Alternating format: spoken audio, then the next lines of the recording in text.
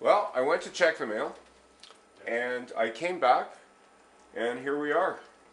It's boiling quite nicely. Now, unless you know your pan really well, do not go and check the mail when this is going to come and boil. I knew from the amounts in here that there is no possible way that this can boil over. Even though it does look a little spooky. I'll check the temperature.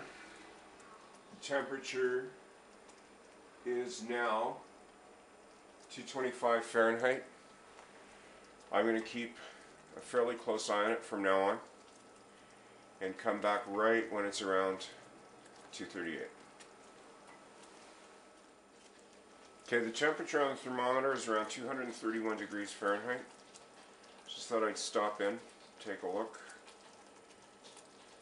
Now, I don't know if you can see the detail, but you'll notice the solution is getting a lot more viscous. It's getting a lot thicker. It's getting harder to move the spoon in. So I take advantage of this time to get down at the bottom, make sure that there are no, feel around with the wooden spoon, that there are no sugar clusters forming. How the fudge is made is that you wait until it cools down evenly without stirring, and that what you do is you create seed clusters, seed crystals in the mass by beating it really quickly when it's at exactly the right temperature. You don't want this to crystallize prematurely. That's why you want to stir it gently and make sure everything is just good. Let me take another look at this because at the end it goes pretty quick. No, 232. Turn the camera off and come back in a while. Okay, it's about 1 degree away. You may have noticed that the thermometer had moved. One thing I did not say is make sure that you get good readings at eye level. If you have to move the pan to do that, do not pick up the pan and do not move the thermometer. Okay, it's about half a degree away. You can see that it's quite thick now. The reason you don't want to pick up the pan is you don't want to take a chance of spilling this. This stuff, not only is it really hot, it sticks. Okay, we're at 238. Heat is going off. I'm going to move this. Well, that's a little warm.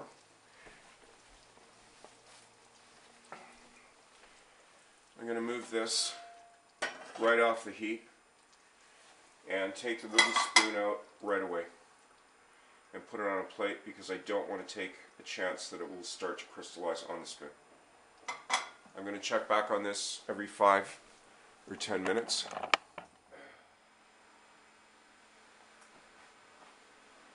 Okay, it's been about 10 minutes. I just took another reading. It's about 208 degrees right now, nearly the temperature of boiling water. So we've got quite a while to go. And I'll see you all. I'll come back probably in about 20-30 minutes. Okay, it is finally at 110 degrees. So I'll take the candy thermometer out, take the wooden spoon, which is now stuck to the plate, and start beating it. Okay? I'm going to show you once in a while, but I can't tilt this too long. You will notice that it's fairly thick, and what I'm doing now while I beat it is keep a very close eye on it, because at a certain point it will develop a gloss and the color will lighten. The color is already starting to lighten a bit. When this happens, the crystal formation will begin and it will start to set up really fast. And when this does happen, you've got a few seconds to get it into the pan. Well, not a few seconds, maybe about 10 or 15 seconds to get it in the pan. Or you're going to have a really stuck up mess in the pot that you'll be eating out of there.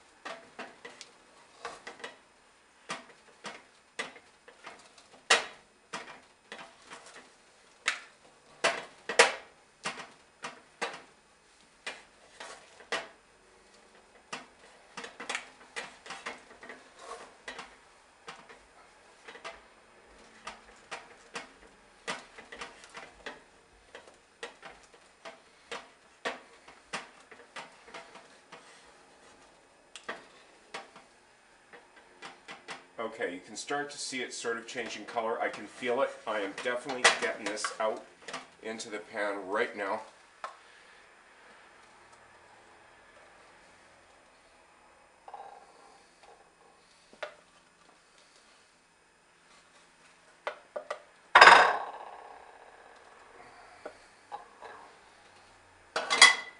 I think I might have waited a little too long.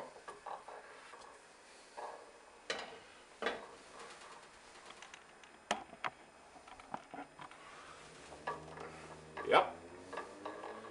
Well, there you go. That's how fast it sets up. So, usually what you're supposed to do is push it down into the pan, nice and flat, score it with a knife, cut it into squares, but hey, I'll eat it just like it is. I'll just chop some pieces off, it'll be fine. So there you go. Little surprise at the end there, maple fudge. Thanks for watching, and I'll see you again next time.